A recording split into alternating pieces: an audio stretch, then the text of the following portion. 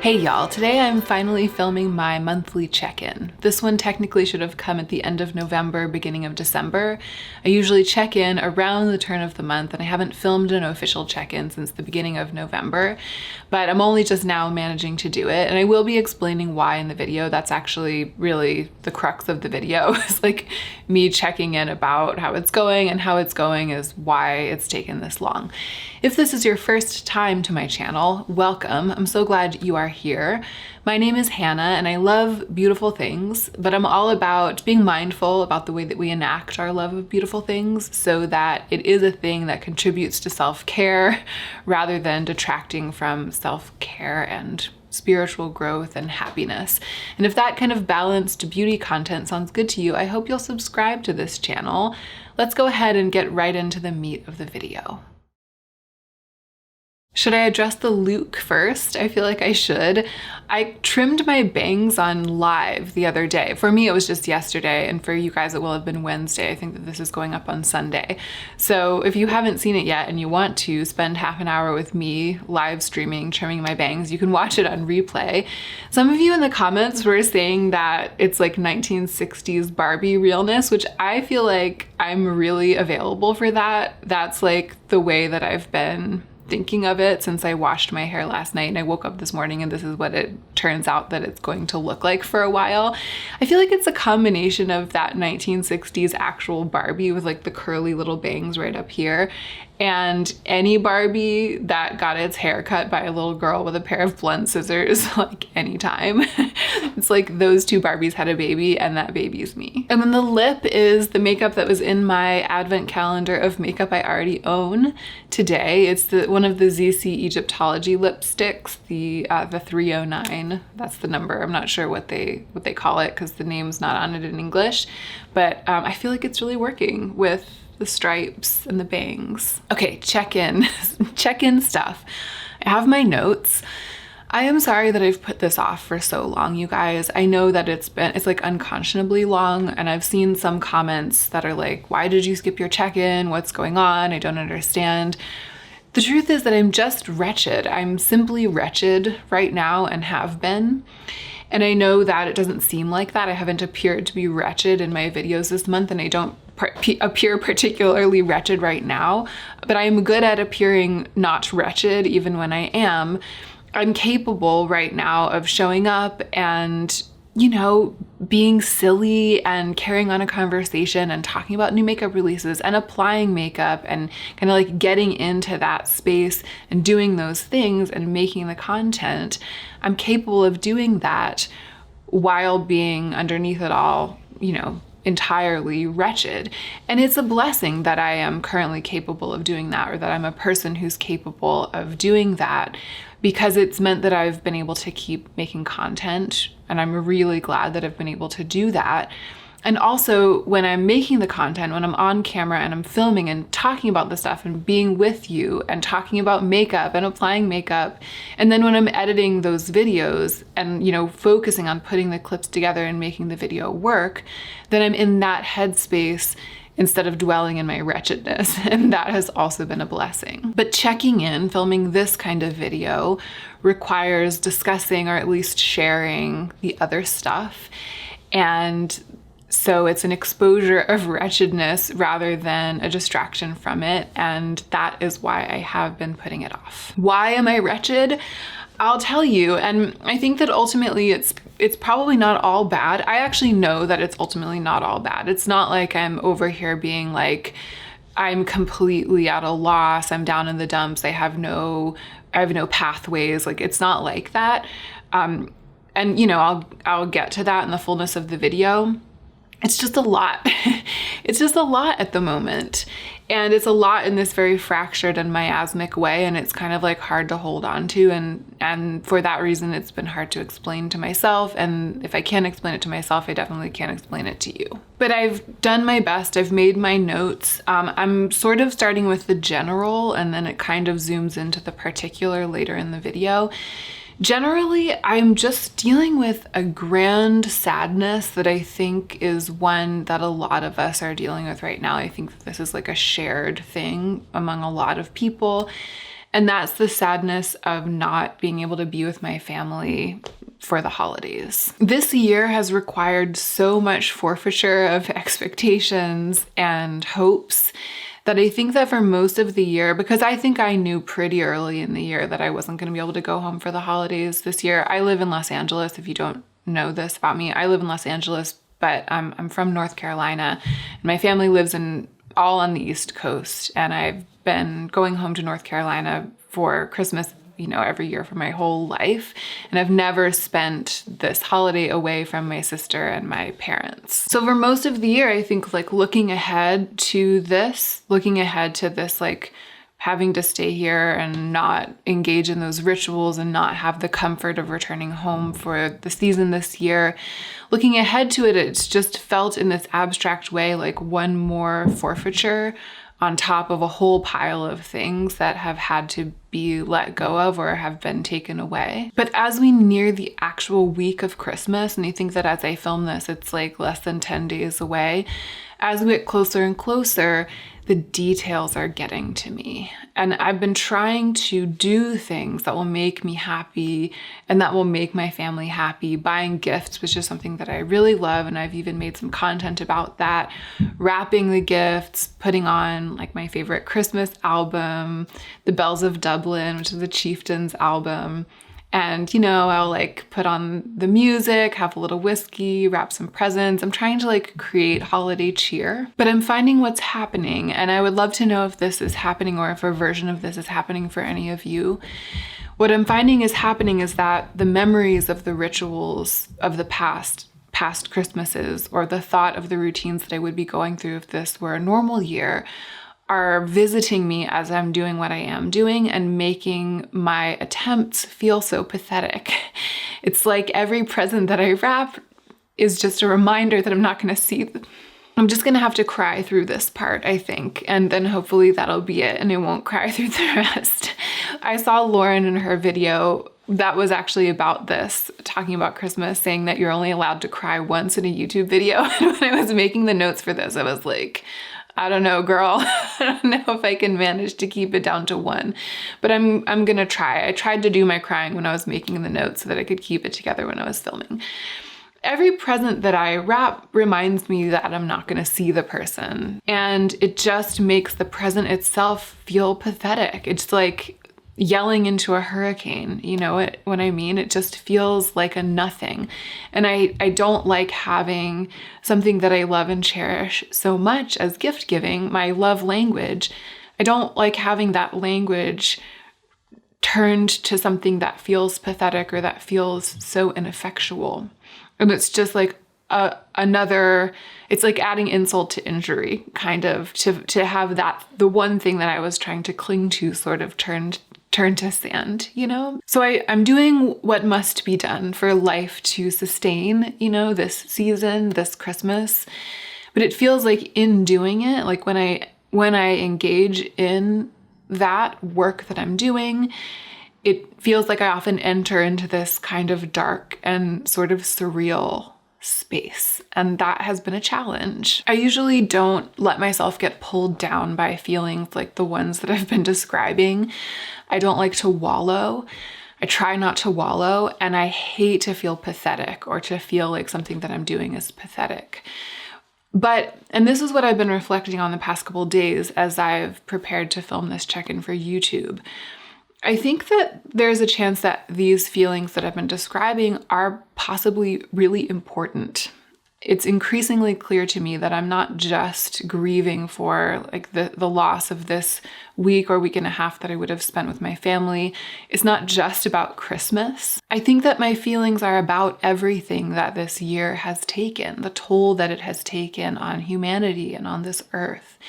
It's like grief for the big stuff, the death toll, the changed world, but also the small stuff. It's not the stuff that's not small to me, but the stuff that's specific to me, local to me, but that looms large in my life. And you guys know some of it. That the business that Joe and I had been running had to be dismantled, and we had to move out of our sewing studio, and we had to move out of our apartment.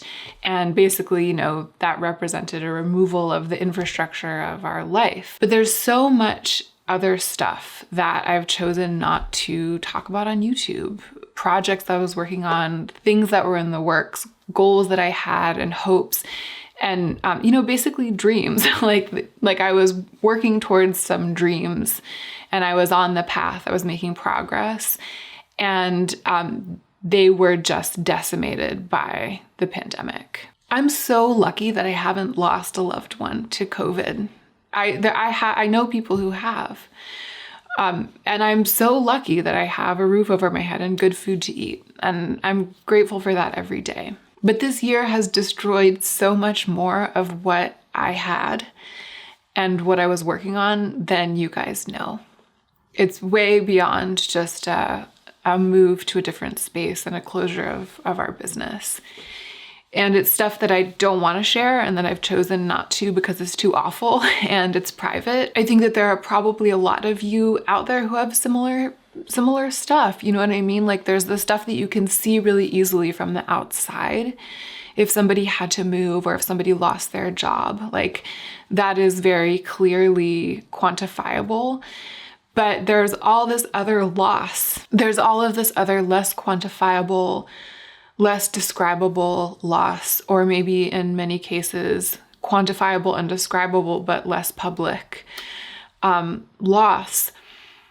And I think that we just don't even know like where to put the feelings about that and how to feel the grief for that. And for my part, there hasn't been time to deal with it. I've had to just take it all in stride because the packing, the planning, the packing, the moving, and then the settling in and, the working and the cooking and the filming, the editing, the posting, the execution of tasks of every size, there has just been no time to fall apart. And I'm not falling apart now either. I hope that I can get through. I hope that I can not fall apart. I mean, I hope that I can process it and move healthily through this mad phase of life without falling apart. So I'm not trying to say that that's what's happening. As I said at the beginning, I'm still able to show up and do this, and I'm grateful for that. But I am feeling it. This year has not given us much time, or not given me much time to process what it has done. And I think that in some ways also it's exhausted our capacity for feeling certain things because it's just so much. But I think that as the year draws to a close, it's important to feel what we've been through. I think that something in me is just casting around for anything, looking for something to latch onto, something that can be a conduit for me to properly feel the sadness and the loss, to properly experience grieving for what has been taken from me and from the world this year, because feeling it is an important step in processing it and moving through it. It's something that you can't go around and you can't go under. You have to go through. And I think possibly what's happening is that part of me that's looking for anything to hold on to be that, has settled on this holiday, or more specifically, the difference between what I am doing and what I wish I were doing. So the really kind of like heart-wrenching difference between wrapping presents and giggling with my sister in the upstairs bedroom at our mom's house in North Carolina, the difference between that and me just like shoved into a corner of this repurposed dining room in Los Angeles, all the way across the country from them. Me wallowing, like me allowing myself to wallow in those comparisons, those details, those moments, is unlocking this whole world of sadness that goes way, way beyond just those details. And I am trying to think of it as an unlocking, as like an opening, because I think that is necessary and it's healthy, and then I can see it as something welcome. I can see it as a kind of access instead of something that has to be fought, which is helping. But it just means that I've been way in my feelings, and my feelings have been sad. So I'm doing my best to lay it out here and make it tidy and give explanations and make meaning, because that's what I do. But the reality has been very not that, right? I mean, the reality has been very jumbled and like lost in time. My experience has felt very fractured into tiny pieces and facts and sensations. Like, you know, like my entire right shoulder is like completely paralyzed with knots, and I don't even really know when it started. I thought that the little box with our little fake Christmas tree about this big and, you know, our little ornaments and all my Christmas lights for my background was in the garage. I thought we had remembered not to put it in storage, but then I went out and looked for it and I couldn't find it. And then I gave up, and every couple days I think I should look for it again. And then I forget. My inboxes are like flooded with emails that need my attention. I'm really worried about the packages that I'm sending out in the mail not arriving in time for Christmas, but they probably won't. And those are all things that just need to be let go. And I have like repetitive stress injury in both of my wrists, which is brand new. And I have been talking about this a little bit, but like I have all these gray hairs and I have like all of these wrinkles. I just feel like my body is like aging a month every day. But again, like I don't have capacity to do anything except for like notice these things like happening in me and around me. And I feel like in normal times, each one of those things, like each wrinkle or like each package for the mail or each email in my inbox, like each thing would have distinction, would like be a thing that would have the distinction of disrupting my life enough or just, you know, turning my head enough that I would see it as a problem that needed to be addressed or at least thought about and processed. And then I would spend the time addressing it and processing it. But now in this landscape, they're all just like features of the landscape. And I'm just walking through the landscape. I'm not totally passive over here. I mean, I am doing things. I'm working on my writing. I'm cooking dinner every night and, you know, doing all the work I need to do. I obviously am filming and editing and, you know, reading. I'm like doing my things. And Joe and I are working like crazy to improve the quality of my YouTube channel. I mean, I am actually doing one thing in particular specifically to help myself heal and reconnect and grow as a person. I've mentioned it a couple of times. I'm taking this 6-week online course. It's like a class, like a full-on class with homework in compassion that has been extraordinary. Part of the homework is meditating every day. So I've been meditating every day for that class. And, you know, part of it is sort of what I've been talking about, being more willing to feel my feelings and be more open to the feelings as potentially being really important or having something to show or to tell me. So I am living my life. I mean, I'm living this life of you know, forward momentum and trying to grow and become better and trying to find my way. And it is a full life. I have a lot to do. It's just not life as I know it. Especially not this time of year, you know what I mean? But really not in any way. It's just not life as I know it or life as I've known it. And there's been a lot of latent grief, a lot of delayed sadness catching up with me all at once. Usually in my check-in, I discuss my budget and the year of less stuff, but those are just 2 more things that are like lost in the deluge of factors that make up my life right now. I have stuck to my budget. I spent all of my budget for the year, and so I'm not allowed to buy myself any more things. And I've stuck to that. There were some things that I really wanted to buy. I really wanted to buy another color of that long sleeve wool top that I have from COS. I have a striped one with thumb holes that I was wearing in the live when I cut my bangs. And I also have a black one. And it's been released in like this very pale beige color this year. And I really wanted to buy it. I saw it. I went to the website and put it in my cart. And then I was like, I can't buy this because I don't have any more budget. So that happened.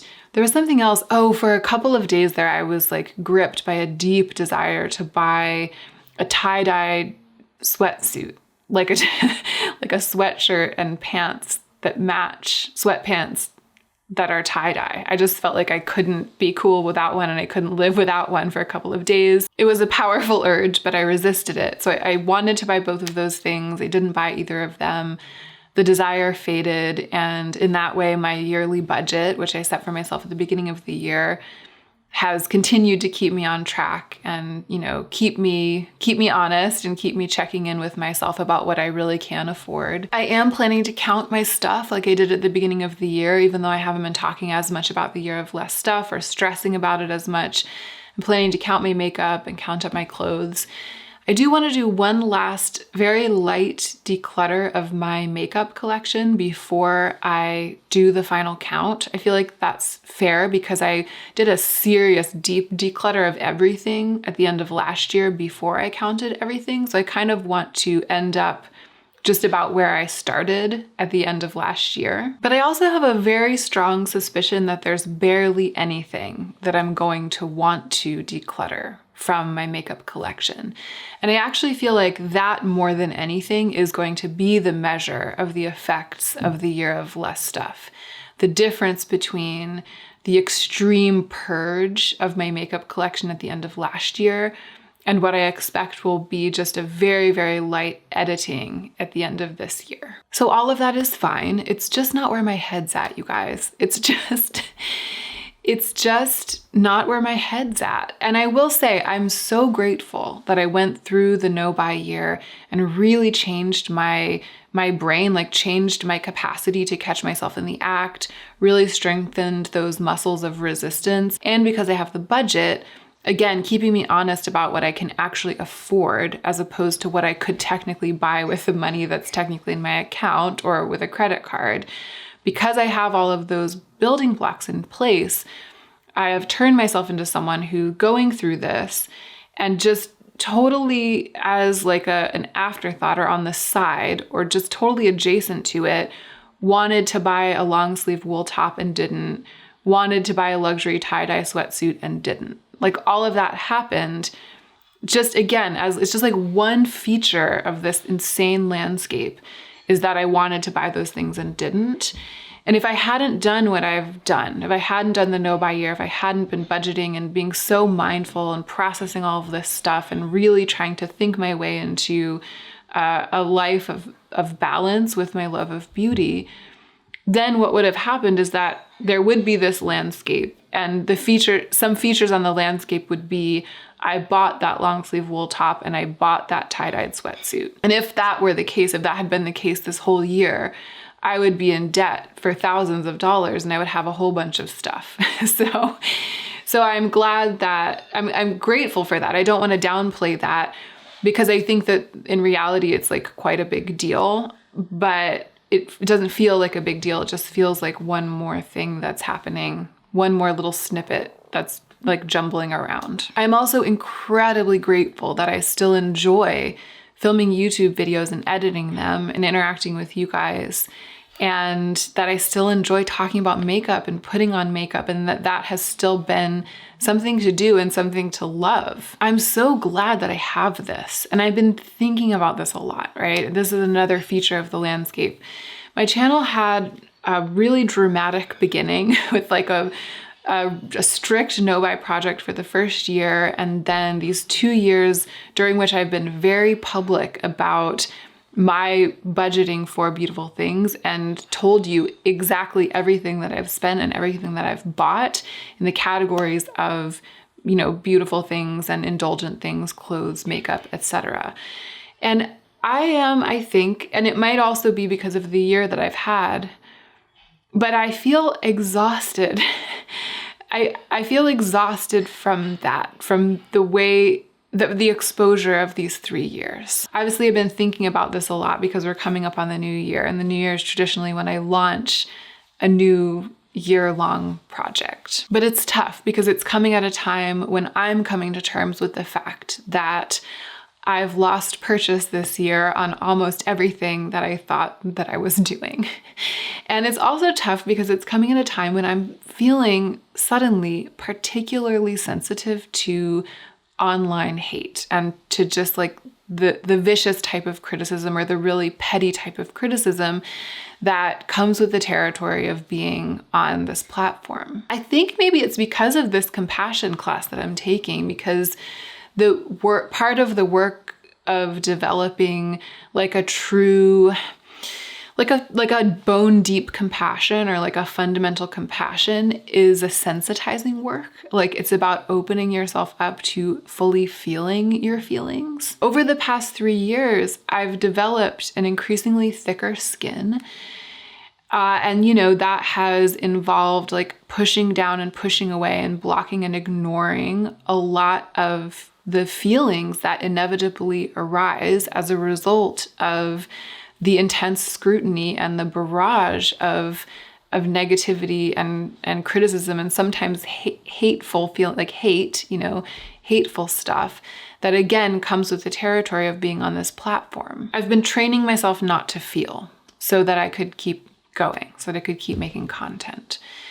But I think that there's a better way, which is to develop one's capacity for love and a true wish for the well-being of others. I do believe in that, and it's part of what I'm starting to work on with this 6-week course, although it's going to take way more than 6 weeks. I mean, it's a lifetime of work. But I think I'm on the right track finally.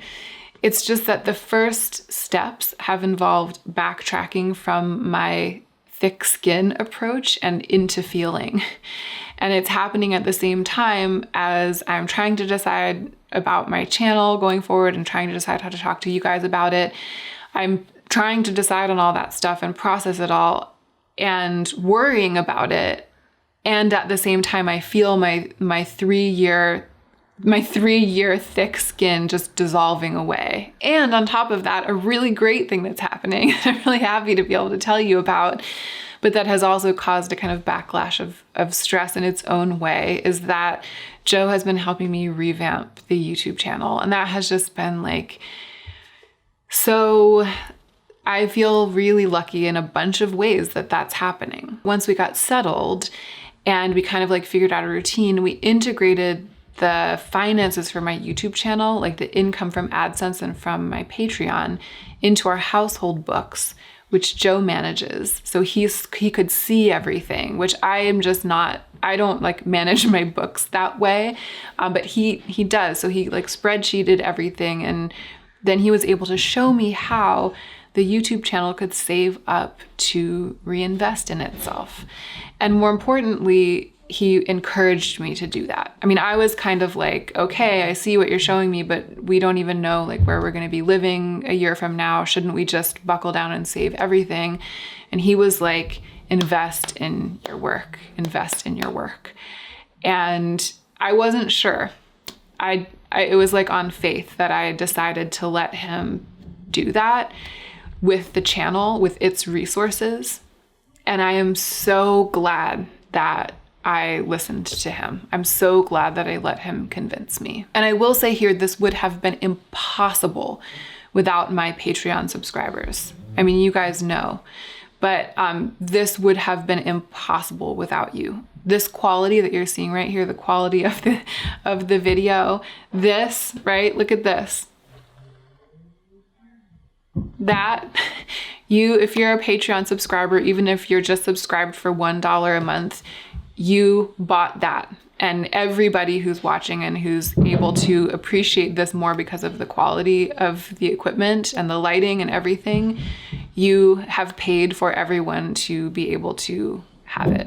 So thank you. And I mean, possibly more important than any of it, I feel a lot more motivated to film now that I see the product and I see how sharp it can be. And I feel more inspired and I feel more energized. But the kickback of stress is that part of me is like gnawing away at itself with anxiety about the idea that I have to now live up to this quality and live up to the Joe's grace and being willing to help me set everything up. I mean, he's just been putting so much time into it, from researching the equipment to, hooking everything up and helping me set up every time I film. And it feels like the stakes are higher now. And so on top of all the other processing I'm doing, it's just a lot, you guys, you can imagine. I hate it when I spend my whole check-in, or when I feel like I've spent my whole check-in complaining. I am such a fortunate person in 2020. I have so much. And it's not like I think I'm special or something for being down in the dumps this Christmas, or for struggling right now, or for grieving at the end of this year. I mean, my hope is that I'm not hoping that we all are. I mean, I don't wish grief upon everyone, but my hope is that by doing this, by talking about it even though I didn't want to, by sharing it even though I feel so exposed and my thick skin is dissolving, that we can be connected, that you'll know that you're not alone, that you can be connected to each other through this channel, through me, be connected to me. Like, I feel like we are in it together kind of now more than ever. And, if I don't show up here and talk about my feelings, then maybe you won't know that as well as maybe you know it now. So that's it. That's me checking in. That's my check-in. I am going to go now. I appreciate you all so much. And I hope that you're remembering to take extra good care of yourself right now, so that you can be the most effective version of yourself as you do your work in the world.